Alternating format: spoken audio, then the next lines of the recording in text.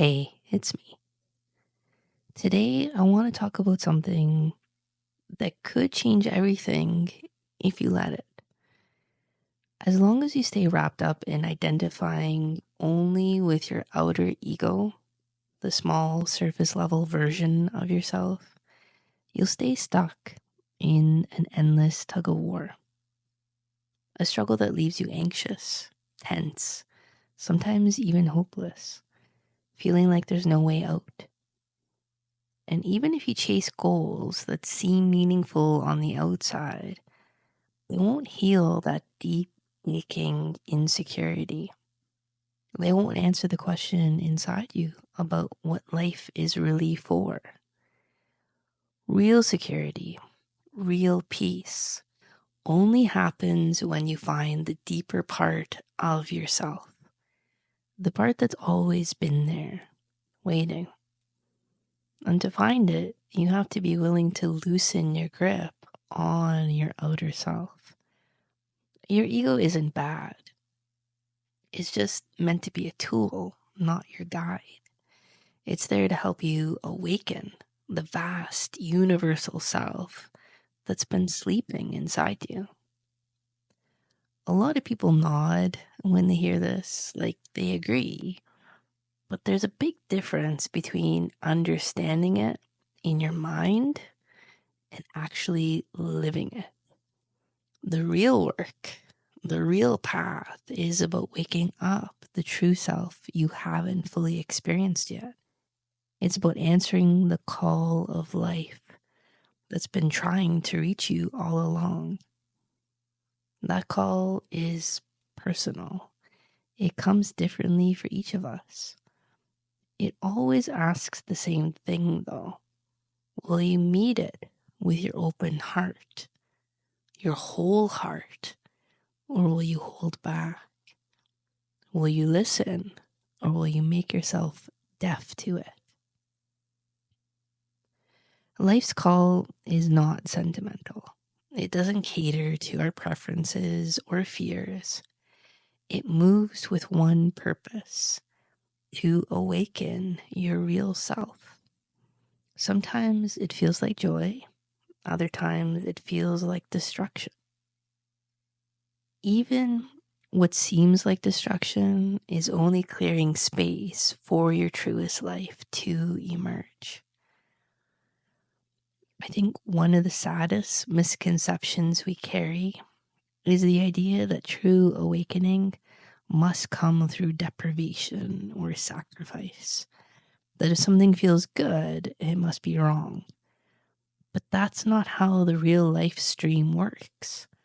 When you're aligned with your true self, peace, joy, well-being, they flow naturally.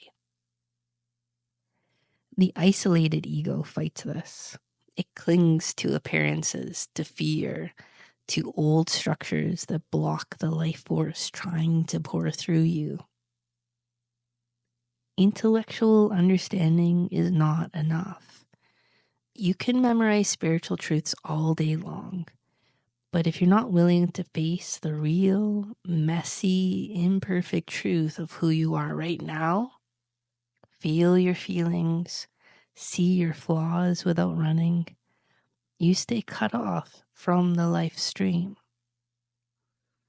The walls we build, walls of shame, pride, secrecy, these are what separate us from real connection, from love, from the healing that would otherwise rush in. The shame we carry whispers that we're different, worse, unworthy, and that shame keeps us locked away, lonely even when surrounded by people. When you begin to let yourself be seen, even just a little, you start to realize you are not alone. Your struggles are not unique in the way your ego told you. They are human. They are universal. And through them, healing is possible. Now, there's another layer here. True transformation doesn't come from forcing yourself to conform to outer rules or rebelling against them either. It comes from acting on inner truth. The key is asking yourself honestly, am I motivated by love and truth? Am I willing to commit to honesty and integrity, even when it feels scary, even when it goes against what others might expect of me? If your answer is yes, if you strive toward the divine voice inside, you'll find the anxiety and pain of the ego struggle begin to fall away. And slowly but surely, life becomes clearer, lighter, more aligned. The call of life ignores superficial morality. It doesn't care about looking good or meeting social standards. It cares about waking you up into your full being, about helping you become who you were always meant to be. So why do we fight it so hard?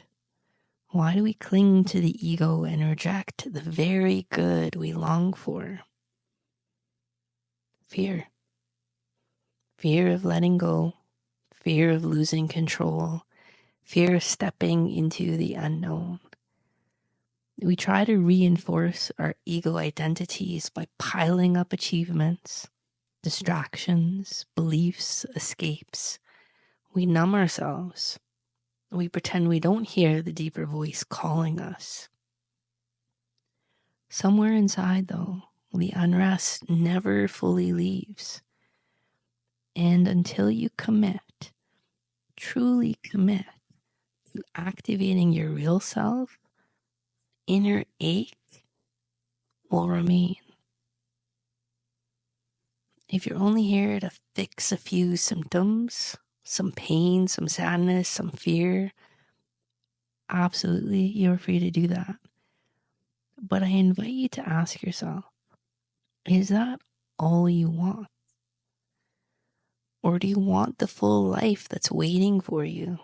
The life where you live from the depth of your being, where you are free and at peace. The truth is, the deeper the commitment, the deeper the healing. You've probably tasted moments where you knew beyond doubt that the universe is good, abundant, loving, that beauty and truth are not illusions. And in those moments, you didn't have to fight for it. You simply opened and it came. But then there are areas where the flow feels blocked. You want to break through, you just can't seem to. This isn't because the universe is withholding from you. It's because some part of you is still holding on to the ego. Some fear, some guilt, some belief that you don't deserve the good that's meant for you. Transformation is the bridge. Not because of punishment and reward, because when you hold on to fear, pride, or self-will, you're holding yourself out of alignment with the life stream. You can't reach for all good while refusing to give your best. You can't demand life's gifts while clutching your smallness.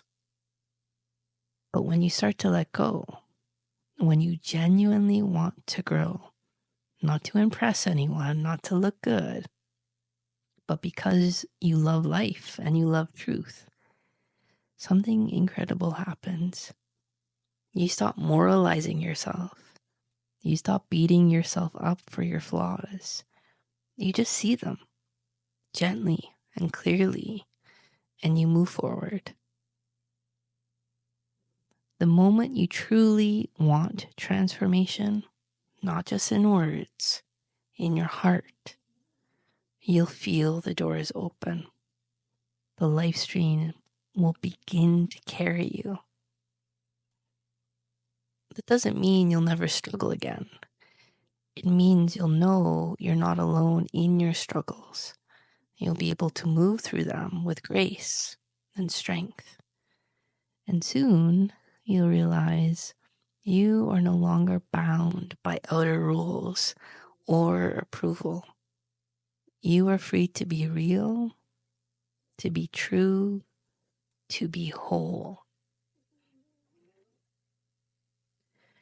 The two biggest keys I want to leave you with are: one, what is your true aim?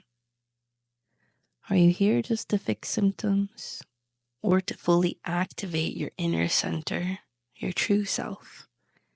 And are you willing to commit to it fully? And two, wherever you feel blocked, ask, what character trait, what fear or flaw am I holding on to that prevents me from stepping into my fullness? Find it, look at it honestly, and then decide from love, not from shame, whether you are ready to let it go. There's no mystery in how transformation happens. It's about willingness. It's about openness. And the good news, the more you open, the more the universe rushes in to meet you. There's so much more waiting for you, my friend. So much beauty, so much freedom. Keep going. You're closer than you think. Love you. Connect soon.